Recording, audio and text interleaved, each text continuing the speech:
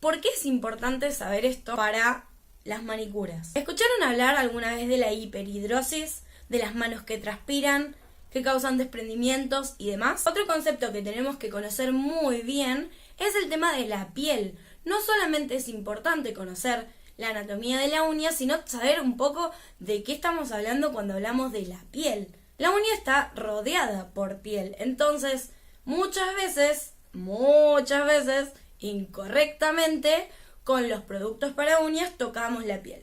E incluso trabajamos en la piel cuando hacemos una manicura rusa y demás. Así que debemos conocerlo, porque muchas veces las patologías unguiales terminan dañando también la piel. En algunas, sí, en otras no. Depende de cuál estemos hablando. Ya las vamos a ver. Les tengo una lista enorme de patologías, desde las más comunes hasta muy raras que les pueden pasar, cosa de que siempre tengan a mano dónde consultar. Bueno, sobre la piel, ya sabemos, es el órgano más grande de todo nuestro cuerpo y además actúa como protección, regulador de temperatura y demás detalles que creo que todos conocemos. Algo a tener muy en cuenta, y que acá ya empiezo con los tips que les van a empezar a abrir la cabeza, es que no todas las pieles son iguales. Mi piel no es igual a la tuya, a la tuya o a la de tu vecina. ¿Por qué? Porque así como existen diferentes razas, diferentes tonos de piel, diferentes ojos, colores de ojos, etcétera, también existen diferentes tipos de piel que tienen diferentes grosores, diferentes texturas, ¿sí? Y esas variaciones no las tenemos en cuenta, no las suelen tener en cuenta a la hora de enseñar la manicura. Entonces, ¿qué pasa? No es lo mismo hacer una manicura rusa, un dry manicure o una limpieza de cutículas a mi piel que a la tuya. Por eso, algo sobre la piel tenés que conocer. Y para eso estoy yo, para explicártelo. Además, en una misma persona, el grosor de la piel varía. Por ejemplo, en los párpados o en los pliegues de las uñas, en los labios, es más delgada. En cambio, en otras partes del cuerpo es más gruesa.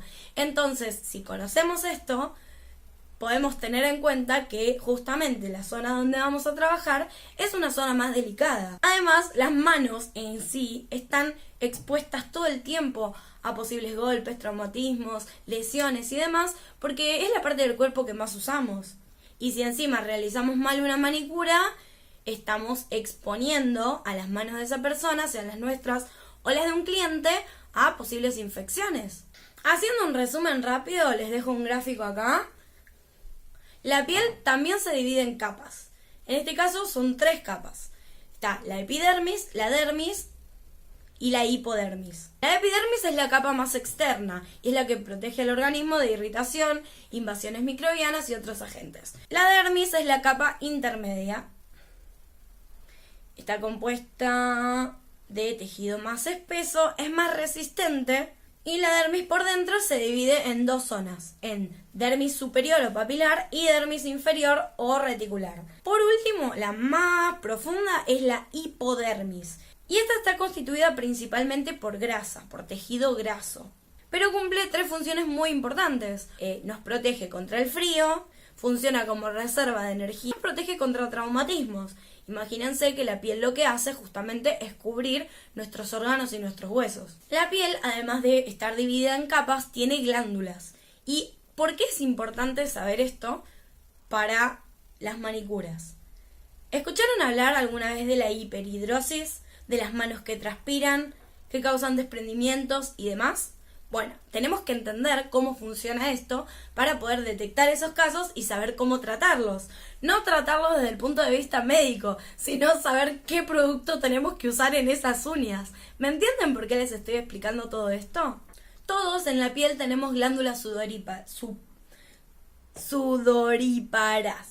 que lo que hacen es mantener a la piel humectada. ¿Pero cómo lo hacen? Generando y sacando sudor.